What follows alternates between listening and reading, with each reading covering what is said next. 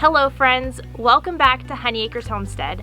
Now you might be asking yourself, why are we called Honey Acres Homestead when we don't even have honeybees? Well, I can answer that question. We actually came up with the name for our homestead several years ago before the mudslide when we actually did have honeybees, so it did make more sense at that point.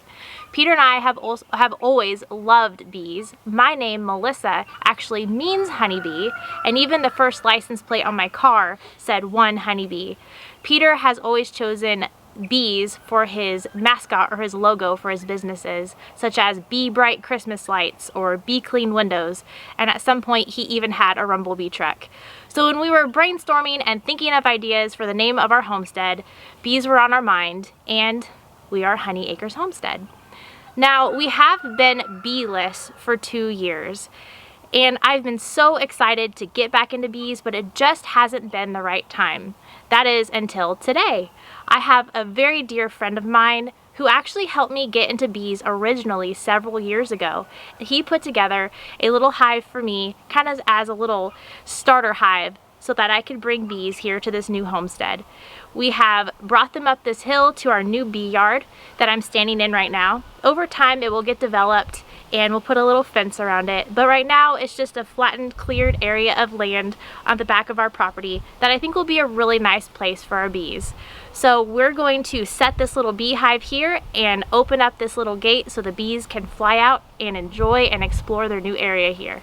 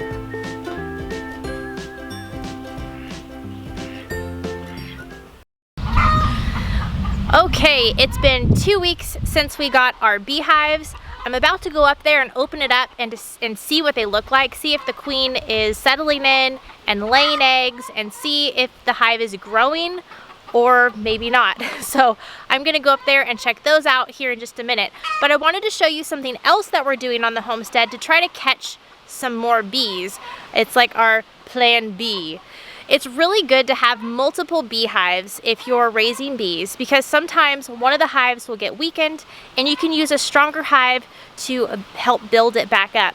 So right now just having one hive is great, but it's not ideal. So this up in the tree behind me, if you see that yellow box, I put that box up in that tree 2 to 3 weeks ago, and what that is it's a swarm trap. Now naturally, honeybees, when they feel like they're outgrowing their current home, their current hive that they're living in, they will swarm. And what this means is the queen will lay a special egg in a special little cell to be her replacement. The bees that stay behind will raise that little bee to be their new queen. And then the queen, the current queen, will leave and take a portion of that hive, those bees, with her to go find a new home. This usually happens, for me, it's always happened in April. So that's why I really wanted to get this swarm box up in the tree in case there's some swarms in the area looking for a new home. Now, what's inside this swarm trap is just a couple frames with some wax on them, so that when a bee goes in there, it kind of looks like home to them. I put some frames in there that already have some pulled out honeycomb from my old hives that I used to have, so that when they go in there, it's kind of going to be like buying an already furnished home. It's going to be ready to go for the queen to start laying her eggs, for the worker bees to start filling it up with honey and pollen. And what I get to do is I get to take the box down, and I get to take those bees and put them into my own hive box and claim them as my own. Now, in order to get the bees to want to go to this box, I did put a swarm attractor, a lure, in there, and it kind of mimics the pheromones that bees put off to attract them to the box. Now, since I've put it up, I've already noticed, I think that they're probably my bees from up the hill from my own hives, but the bees are already checking it out and kind of buzzing around the entrance because they are attracted to that lure. So that, I believe, will work. If there's a swarm in the area and they happen to find this box, I feel like they'll probably go in. So I don't know if this is going to work. I've heard of people that have had great success with these swarm traps. If there are bees in our general area, I might just catch myself some.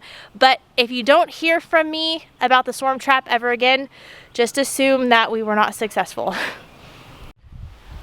This is the hive that I got about 2 weeks ago and set it out here. When I brought it out to our house, it had about 2 frames, which are like the rectangles with the beeswax. It had about 2 frames of bees. So what I'm hoping to find when I open this up is that the queen has been busy laying, that there are eggs, that there are larvae in there, and or brood as we call it, and that the hive is expanding and moving into other frames and filling up this hive. That's what I'm hoping to find. I see bees coming out, so I know that they're still in there. We just have to see what progress they've made in the last 2 weeks.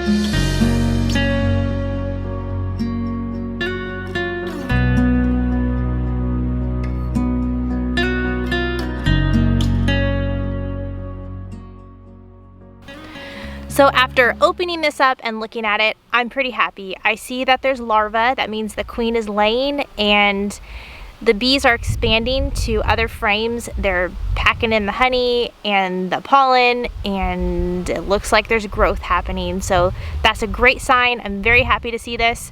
Just gonna keep an eye on them and see how they're doing and how strong they can get this season. So far, so good with our first hive of bees here at Honey Acres Homestead.